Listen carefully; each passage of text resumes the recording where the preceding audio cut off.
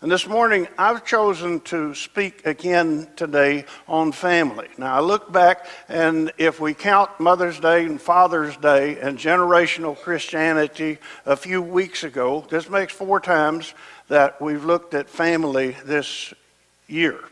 But actually, that's what we were working on yesterday, was family.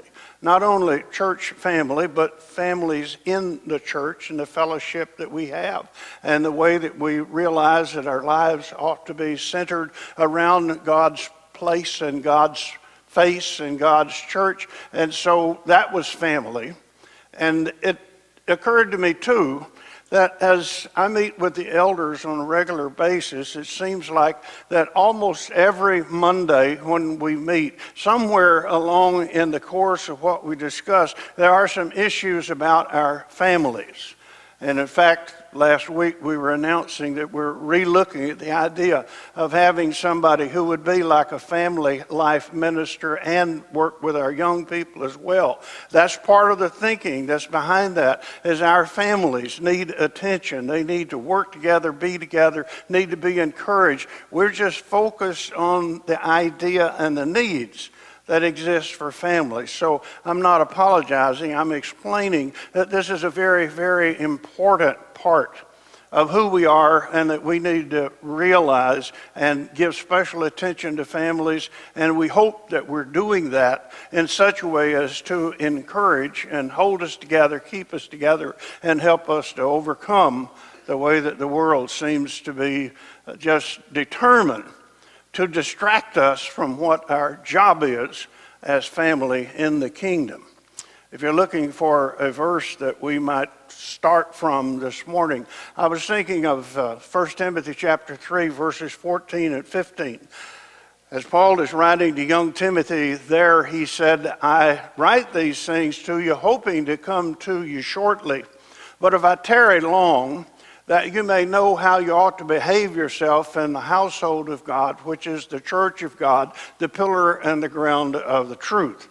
He's saying, I want to give you these things so that you will know how you ought to, the word here is used, behave, how you ought to conduct yourself in the household of God. That means the family of God. As members, we sing sometimes, we're part of the family. And that's just such a wonderful song. It just speaks so well to the idea that we share one with another. And even that whenever some of us leave this life, the scripture says, we know that we'll all meet again. And that song says, just inside the gate, we'll all meet again. That idea of we're unity and we're one. The family is the first of the social or human units that God ever made, was a family. He started out the creation of mankind with a man and a woman, and then of course right away there was family. That family, unfortunately, though it's designed for the best, had some sad occurrence that occurred in it. And it proves that sometimes that which starts out with the best intent and with the greatest potential and with the greatest calling can sometimes, as we say, go south. It can mess up. The world today speaks of that as a dysfunctional family, becoming a family that doesn't serve the intended purpose that it has for the people who are the members, the household of that family, and who are seeking how to behave. They ought to be the greatest supporters for each other. I like one of the passages that Matthew has in chapter 14, verse 26. Jesus is encountering a lot of people, and there are a lot of discussions that are going on. And then there's just an aside there that someone comes and tells him that his family is waiting to see him. His mother and his brothers are waiting to see him. They're kind of in the wing at that point in time. But Jesus is on the skewer almost, and they're standing by, and they're not far away. They're where a family ought to be. They're there as his support team. Proverbs 17:17 says, "A brother is born for adversity." It doesn't mean that the brother is bound to have adversity. It means that the brother is there so that when you're in trouble, he's there. He's there to help you through. A brother is born for adversity. Later in chapter 18:24, the writer would say, there is a friend who sticks closer than a brother, referring to and serving as a prophecy of our Savior, Jesus Christ, who would die for us and provide for us something that no earthly human brother ever could have done. So the family ought to be our closest companions, our best friends, our support group. James 5:16, James is suggesting that idea of a support group in family when he said, confess your faults one to another and pray ye one for another. And he promised the effectual fervent prayer of a righteous man availeth much. Watch out for each other.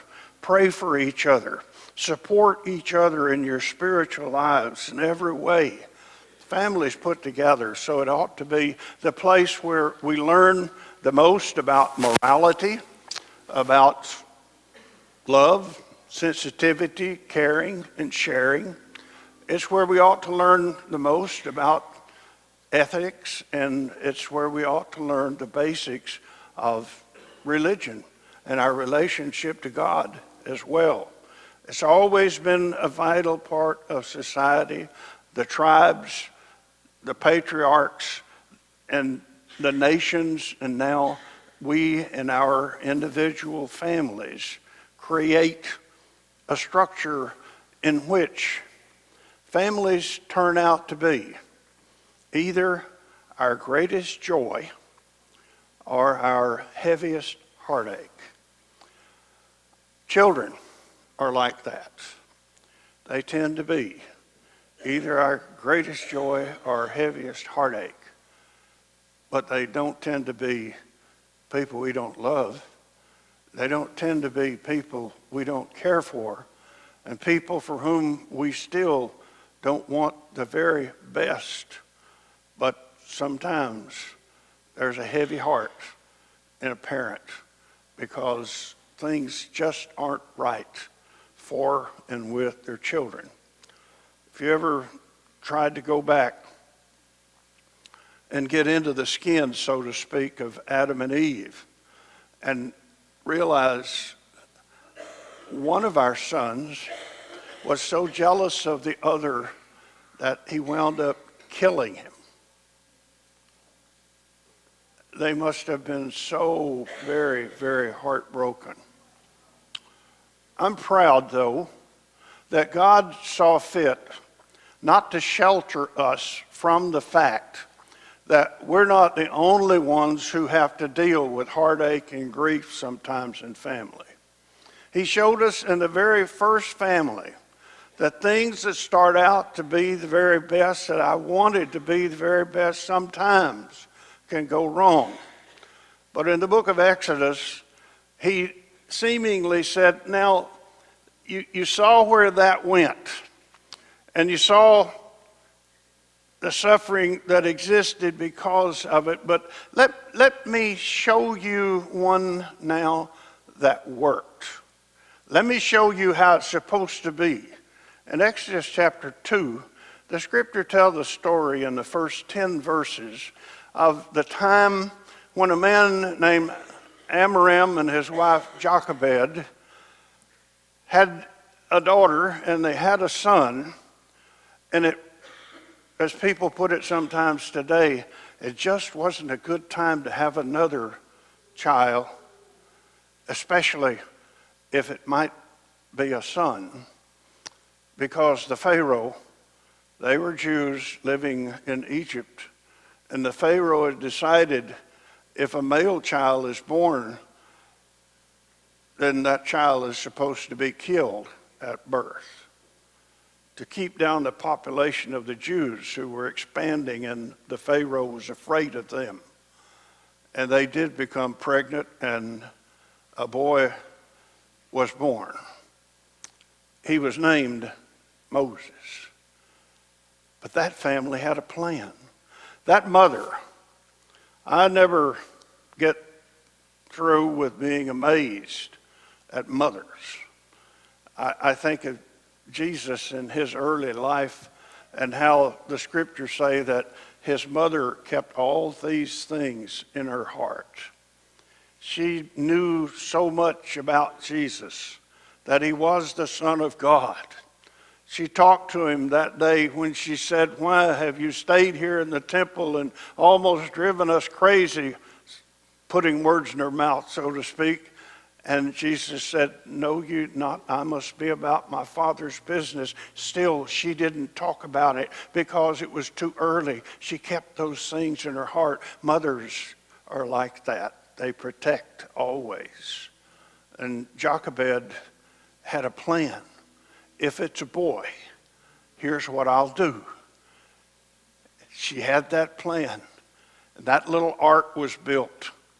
And the baby was taken down and floated in the river among those cattails, we'd call them, or bulrushes, that wouldn't let it float on out and follow the drift of the stream, but would keep it encased there. And Miriam, the older sister, would go down and tend the baby, and it was their secret for some time. You see how the family got together? How the family worked on this. Everybody had to be involved. And the sister was standing by one day when the daughter of the Pharaoh herself came to bathe with some of her maidens, and someone saw the baby and they pulled it in. And Miriam stepped forth. His sister stepped forth. She took a great chance. She said, "I can find you a nursemaid for that child. Among the Jewish women, there's a woman who'll take care of him." And that woman was so attracted to the baby that she said, "Yes, bring that woman." By the providence of God and this family working together, that little boy Moses' life was spared. He was raised by his own mother, eventually taken to the Pharaoh's house, but he never forgot who he was. And by the providence of God, he was the one who eventually led that whole nation of Israel out of Egypt into freedom through the Red Sea and over to the Promised Land. God said, "I want to show you sometimes it works." And this one works. That's a functional family. That's one that has its head on straight. Whenever trouble comes, it goes immediately into crisis mode. And we take care of it this way. We've got a plan, and here's what we're going to do. And with that plan having been developed successfully, we see Proverbs 22:6, "Train up a child in the way that he should go, and when he's old, he won't depart from it." And Moses didn't. I know that's not an absolute rule. It's a general rule that we bring them up right and they'll go in the right direction. And if they should temporarily stray, they'll remember where they're supposed to be and they will come back. But fast forward. We're long past Adam and Eve's scenario. We're long past Amram and Jochebed's scenario. And we're out here in a new so-called modern world that is more influenced by a postmodern, or now called post-Christian, philosophy than any other philosophy that there is, where people are doing pretty much as they please because each one considers himself to be in charge of his own life and his own way. The television and the video games, the telephones have replaced interaction in the family. And meals together and discussion are almost a thing of the distant past. Because the schedules are so full and so busy, school activities and extracurricular activities demand so much of the family's time. If you put your child into every extracurricular activity that is available, you will have to rent a child to fulfill all the appointments that they will have, and probably hire someone to take the rent a child to those places, because everybody's planning something. If the summer looks free, there's some travel agent somewhere comes up with a scheme that says that for $8,000 your child can go to New Zealand and represent the United States. For $5,000 anybody else could go and represent the United States, but that's a big deal supposedly. And parents subscribe, and children are away from their parents for most of the summer, of the free time that they have to be together then. Their two-income family lifestyle demands that everybody work, and sometimes conflicting schedules, and mom and dad are not at home at the same time. They say that the average dad spends no more than 30 minutes with each or any single child in his family these days. And often the coach becomes the hero of the young men instead of his dad becoming his hero. It used to be, there was a time when grandparents came to the home in their old age, and children grew some from the wisdom of the older ones who were there. But they are usually stored now in nursing homes and in such places, and maybe because of mobility in our country, inaccessible entirely because of distance. Is there a remedy?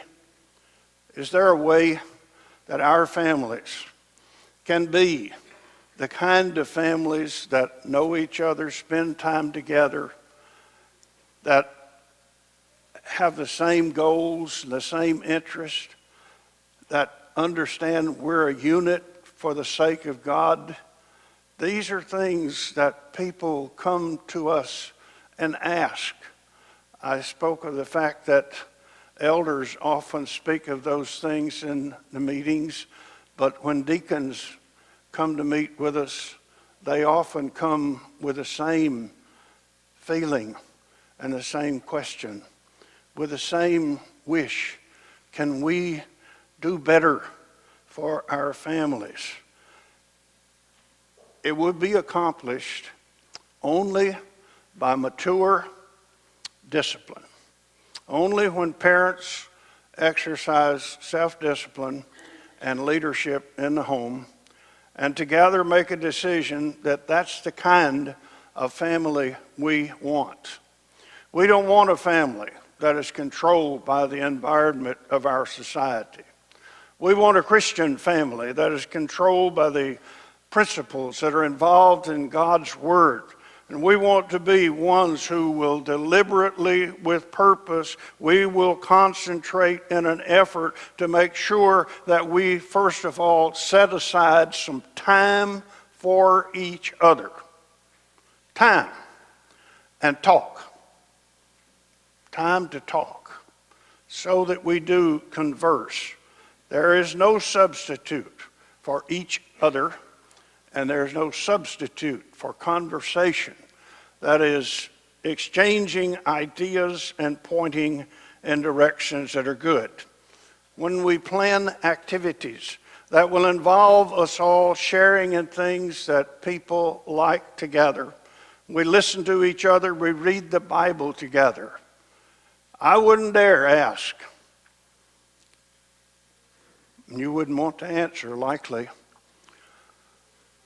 how many families read the Bible together one time last week or last month? And we wonder, why does it not have the influence in our home that it used to have? Because it lies on a coffee table somewhere, closed.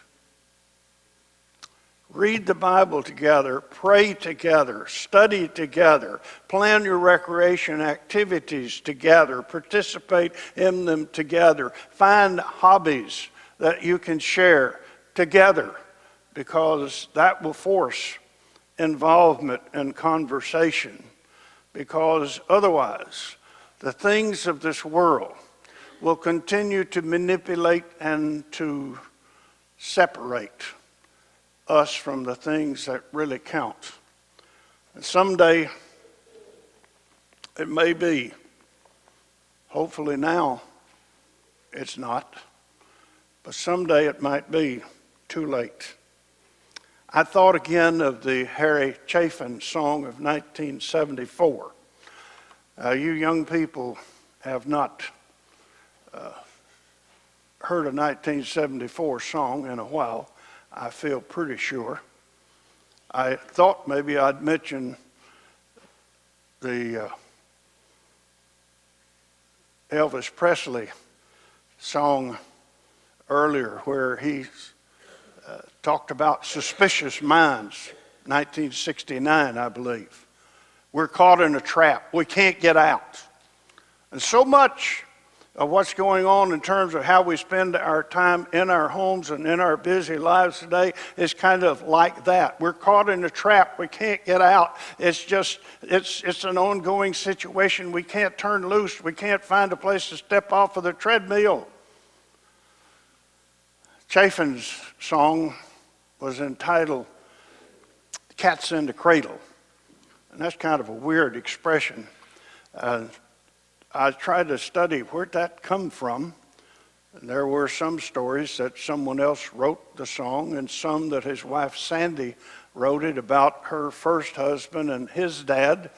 But Chapin said it was his song about himself. Cat in the Cradle, some people said, was from an old wives' tale about probably infant death syndrome, that a cat would get in the cradle and smother the baby.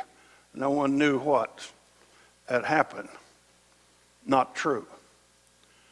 But Cat in the Cradle is an old twine game that people used to play and has been forgotten now. But the point is that it's a dilly-dally kind of mind-using side activity that isn't the main focus of what really matters. And the Cats in the Cradle really is about being distracted so that what really counts passes us by, and we just kind of see it from the backside as it leaves. He said, some versions have it beginning, "A child arrived just the other day," and others make it more personal. And the first line is, "My son arrived just the other day. He came to the world in the usual way, but there were planes to catch, bills to pay. He learned how to walk while I was away, and he was talking before I knew it. And as he grew, he said, 'I'm going to be just like you, Dad. I know I'm going to be just like you.'" The Cats in the Cradle and the Silver Spoon, Little Boy Blue, and the Man in the Moon. "When you coming home, Dad?" "Son, I don't know when, but we'll get together then. We'll have a good time then." "My son turned 10 just the other day. He said, 'Thanks for the ball, Dad. Come on, let's play.' And I said, 'Not today. I got a lot to do.' And he said, 'That's okay.' And he walked away. But his smile never did. And he said, 'I'm going to be just like you, Dad. You know, I'm going to be just like you.' And the Cats in the Cradle and the Silver Spoon, the Little Boy Blue and the Man in the Moon. 'When you coming home, Dad?' I don't know when, but we'll get together then, son. We'll have a good time then." Well, he came home from college just the other day, so much like a man, I just had to say, son, I'm proud of you. Can we sit for a while? He shook his head and he said with a smile, what I'd really like, Dad, is to borrow the car keys. See you later. Can I have them, please? And the cat's in the cradle and the silver spoon. Little boy blue and man in the moon. When you coming home, Dad? I don't know when, but we'll get together then. We'll have a good time then. I've longed since the time my son moved away. I called him up just the other day and I said, I'd like to see you, if you don't mind. He said, I'd love to, Dad, if I could just find the time. You see, my job is a hassle, and the kids got the flu, and it's been nice talking to you, Dad. It's been nice talking to you. And as I hung up the phone, it occurred to me, he'd grown up just like me.